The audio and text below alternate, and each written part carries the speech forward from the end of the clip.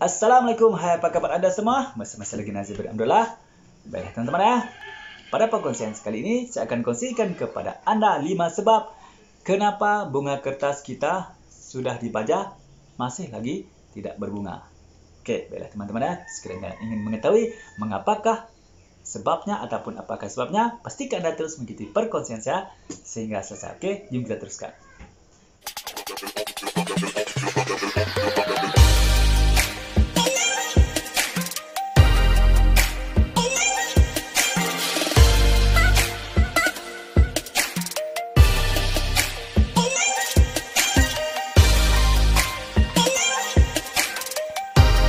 Oke, baiklah teman-teman ya. Seperti biasa teman, saya akan kongsikan kepada anda secara santai-santai saja, secara baring-baring saja teman ya. Oke, dimana untuk perkongsian saya kali ini, saya akan kongsikan kepada anda 5 sebab mengapakah pokok bunga kertas kita walaupun kita sudah lakukan pembajaan atau pemupukan ya, tetapi masih juga tidak mengeluarkan bunga. Oke, di sini saya akan kongsikan kepada anda 5 tip ataupun 5 sebab mengapakah pokok bunga kertas kita masih lagi tidak berbunga lagi walaupun kita sudah lakukan pembajaan. Okey, sebab yang pertama ya teman, sukatan baja yang kita gunakan tidak tepat.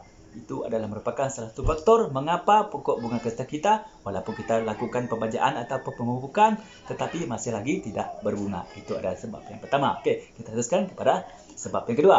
Sebab kedua teman ya, berlaku hujan selepas kita melakukan pembajaan. Itu adalah merupakan sebab kedua. Okey, yang ketiga kita imbas secara lalu dulu teman-teman, nanti saya akan bahas sedikit ya. Okey, yang ketiga ialah kerana tunas ataupun cabang masih lagi muda. Itu juga merupakan salah satu sebab kenapa pokok bunga kertas kita walaupun kita dah lakukan pembajaan ataupun pemupukan masih lagi tidak berbunga. Dan sebab yang keempat ialah selepas habis melakukan pruning, kita terus melakukan pembajaan. Itu juga merupakan salah satu masa yang tidak sesuai dan merupakan satu sebab kenapa pokok bunga kertas kita tidak berbunga. Okey, dan sebab yang terakhir, yang kelima itu teman ya, kita menanam di dalam pot yang tidak tembus ke tanah. Ini juga bukan tidak tembus, kita menanam dalam pot yang tembus ke tanah. Maksudnya macam mana? Okey, lepas ni saya akan uraikan. Baiklah teman-teman ya. Tadi adalah 5 sebab mengapa pokok bunga kertas kita ataupun pokok bunga bougainville kita walaupun kita baja tetapi masih tidak lagi mengeluarkan bunga. Okey, di sini saya urai sedikit teman-teman. Okey, yang pertama tadi sukatan baja yang tidak tepat.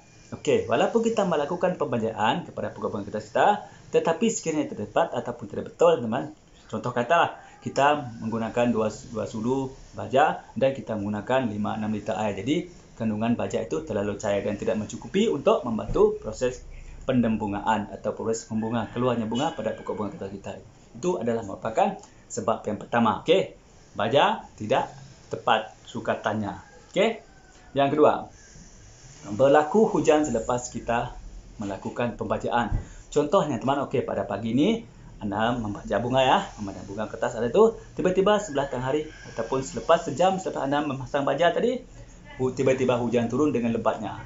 Jadi kerana itu baja tadi tidak berfungsi, tidak berkesan kepada pokok bunga kertas tadi. Ini merupakan salah satu sebab juga kenapa bunga kertas anda walaupun sudah baja tetapi tidak mengeluarkan bunga. Itu yang kedua. Okey, kita teruskan kepada yang ketiga.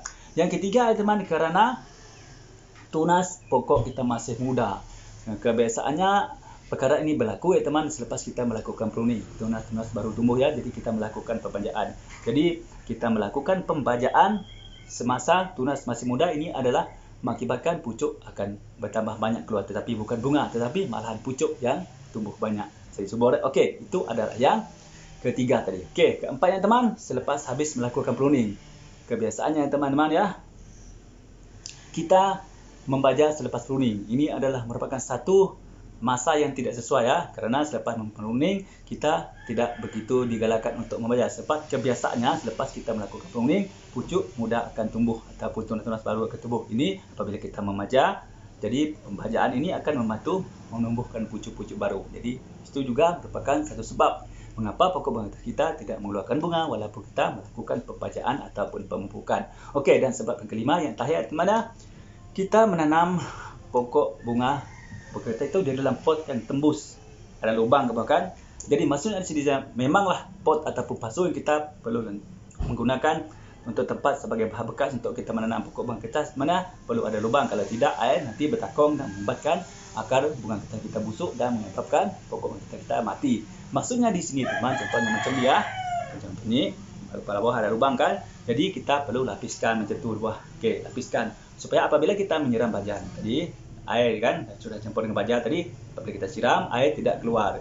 Jadi air masih pada dalam tu, air baja masih terkandung dalam bilik tanam. Jadi ini adalah dapat membantu mempercepat proses keluar bunga. Jadi apabila di bawah ini kita tidak lapis, jadi apabila kita siram air baja, jadi air terus keluar, terus masuk ke tanah. Kalau kita letak ke tanah, terus masuk ke tanah, jadi tidak ada kesan kepada bunga kertas kita yang dalam pot ini ataupun dalam batu ini. Itu maksudnya, paham tak?